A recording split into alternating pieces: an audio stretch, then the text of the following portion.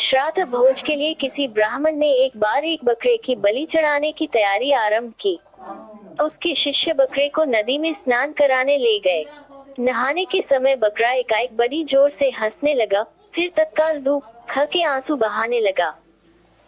उसके विचित्र व्यवहार से चकित होकर शिष्यों ने उससे जब ऐसा करने का कारण जानना चाहा तो बकरे ने कहा कि कारण वह उनके गुरु के सामने ही बताएगा।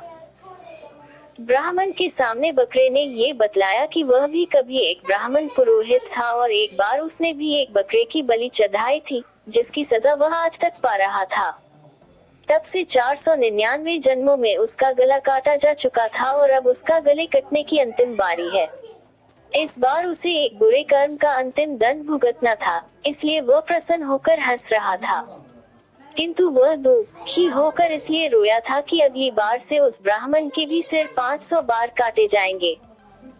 ब्राह्मण ने उसकी बात को गंभीरता से लिया और उसके बलि की योजना स्थगित कर दी तथा अपने शिष्यों से उसे पूर्ण संरक्षण की आज्ञा दी।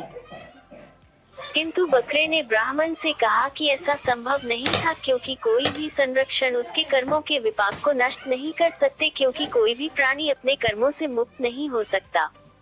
जब शिष्यगण उस बकरे को लेकर उसे यथोचित स्थान पर पहुंचाने जा रहे थे, तभी रास्ते में किनारे एक पेड़ के शाखा पर नर्म नर्म पत्तों को देख ज्यों ही बकरे ने अपना सिर ऊपर किया, तभी एक वज्रपात हुआ और पेड़ के ऊपर पहाड़ी पर स्थित एक बड़े चट्टान के कई टुकड़े छिटके।